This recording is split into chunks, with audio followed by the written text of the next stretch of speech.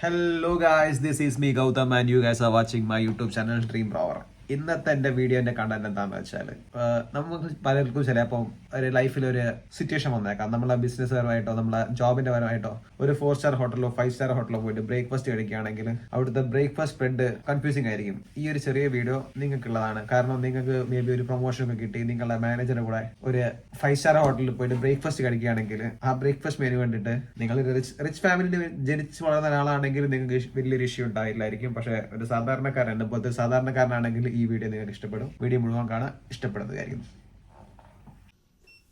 Video start ചെയ്യുന്നതിന് മുമ്പേ ഞാനൊരു കാര്യം പറയട്ടെ കേട്ടോ. രാവിലെ 5:30ക്കാണ് ഞാൻ ഈ വീഡിയോ എടുത്തത്. ഞാൻ വീഡിയോ എടുത്തപ്പോൾ ഞങ്ങൾക്ക് വേണ്ടി ഫുഡ് പ്രിപ്പയർ ചെയ്ത ഷെഫുമാർക്കും വെയിറ്റേഴ്സിനും എല്ലാവർക്കും താങ്ക്സ് പറഞ്ഞുകൊണ്ട് തന്നെ വീഡിയോ സ്റ്റാർട്ട് ചെയ്യാം. കോണ്ടിനെൻ്റൽ ഇംഗ്ലീഷ് ബ്രേക്ക്ഫാസ്റ്റിൻ്റെ ഏറ്റവും വലിയ പ്രത്യേകത എന്താണെന്ന് വെച്ചാൽ ഒരിക്കലും ഒരു ഓർഡറിന് കഴിക്കണമെന്നില്ല. നമുക്ക് ഇഷ്ടത്തിന് കസ്റ്റമൈസ് ചെയ്യാൻ പറ്റും. ഞാൻ സ്റ്റാർട്ട് ചെയ്തത് സ്റ്റാർട്ടിങ്ങിൽ തന്നെ കുറച്ച് ജ്യൂസിലാണ്. പലതരം ജ്യൂസ് ഉണ്ട്. ഓറഞ്ച്, ആപ്പിള്, പിന്നെ ഡീടോക്സ് വാട്ടർ ഉണ്ട്, സൈഡിൽ ടൊമാറ്റോ ജ്യൂസ് ഉണ്ട്. 2 തരം പാല് കണ്ടോ. അത് ഒന്ന് സാധാരണ മിൽക്കും മറ്റേത് സ്കിം മിൽക്കുമാണ്. അതിൽ ഫാറ്റ് കുറവായിരിക്കും. ഞാൻ സ്റ്റാർട്ട് ചെയ്തത് കുറച്ച് സെറിയൽസ് നിന്നാണ്. ഇപ്പോൾ ഞാൻ ആദ്യം തന്നെ കുറച്ച് സെറിയൽസ് എടുത്തു, കുറച്ച് പാലൊക്കെ ആഡ് ചെയ്തു, കുറച്ച് സൈഡിൽ മാറ്റി വെച്ചു.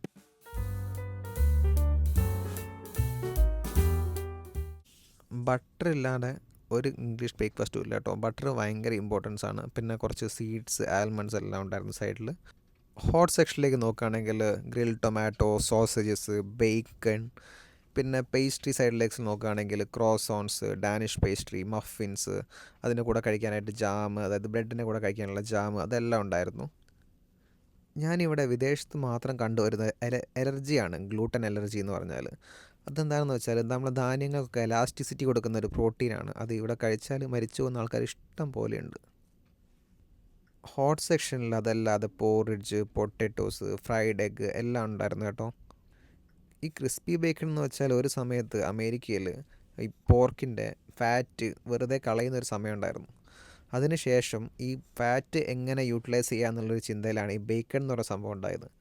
പ്യുവറായിട്ട് പറയുകയാണെങ്കിൽ ഫാറ്റ് മാത്രം എടുത്ത് ഗ്രില്ല് ചെയ്യുന്ന പരിപാടിയാണ് ബേക്കൺ. ഇപ്പോൾ ഈ ബേക്കൺ ഇല്ലാതെ ഒരു ഇംഗ്ലീഷ് ബ്രേക്ക്ഫാസ്റ്റും ഇല്ല.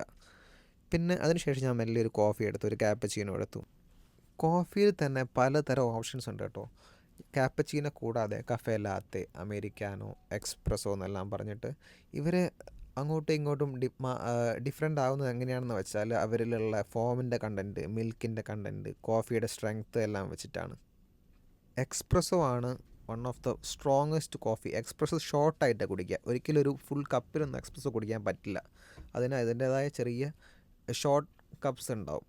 എക്സ്പ്രസോ ഒക്കെ ഞാൻ രാവിലെ ഡ്യൂട്ടിക്ക് പോകുമ്പോൾ ഒരു 2-3 ഷോട്ട്സൊക്കെ കുടിച്ചാൽ അതിൻ്റെ കഫീൻ കൊണ്ട് ഫുള്ള് ബൂസ്റ്റായിരിക്കും നമ്മളെ എനർജി.